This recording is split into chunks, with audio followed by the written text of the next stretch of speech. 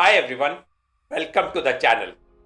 In today's world where cyber attacks and data leaks are everywhere, keeping your online communication safe is more important than ever. That's where TLS or Transport Layer Security comes in. It protects things like websites, email, chat application, and smart devices relying on communications, making sure your data and communications stays private and is not tampered with.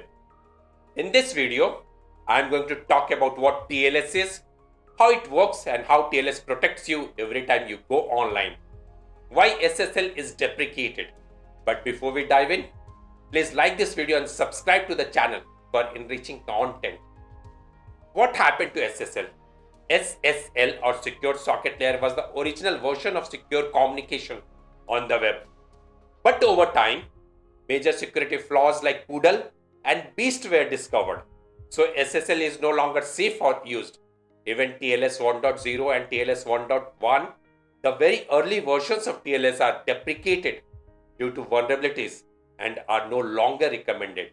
Currently, we use TLS 1.2 and TLS 1.3, which are much faster, stronger, and more secure. So, how TLS works? Let's break it down. While the core steps like handshake encryption and authentication remains consistent across TLS or SSL versions, updates mainly affect supported protocols, cipher suites, and handshake specifics. Let's understand how TLS secures data in 5 steps. First, handshake, making the first contact. When you visit a secure website, like one that uses HTTPS, your browser and the server start with a TLS handshake. Think of it as two people agreeing on how to talk securely. Here is what your browser or client system sends. That first, the TLS version is supports, like TLS 1.2 or TLS 1.3, a list of encryption methods it can use, a random number used later to create secure keys, some extra information like the website name and whether to use HTTP 1, 2 or 3. The server replies with the chosen TLS version, its own random number, the encryption method it picked, its digital certificate. Please note that TLS 1.3 is faster than TLS 1.2 because it requires fewer handshake steps and supports zero RTT or zero round trip time, a feature which allows data to be sent immediately if the client has connected before.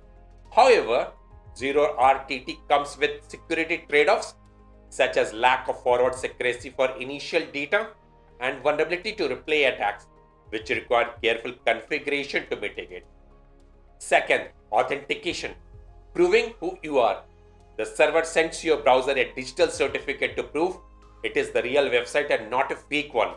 The certificate includes the website names like theexample.com, its public key, the name of the Trusted Certificate Authority or CA like DigiCert, a digital signature and expiry date. Your browser or the client checks for first if the certificate is valid and not expired, if the website name is correct, did a trusted CA sign it, has the certificate been revoked. Please note that TLS supports mutual authentication, wherein client and server check for each other's identity, though we usually go for server authentication, mostly on public networks. Third, key exchange, creating a shared secret.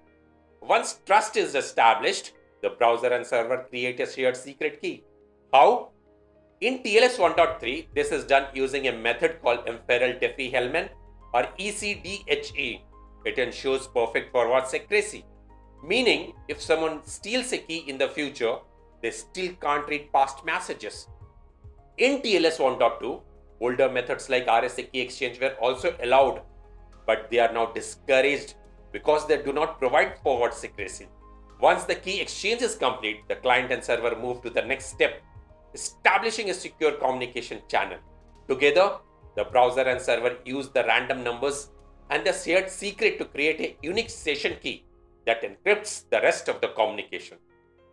Fourth, secure communication, encrypting the data.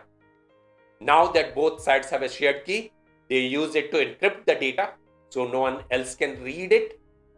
Check for tampering to make sure nothing has been changed in transit. How this actually happens?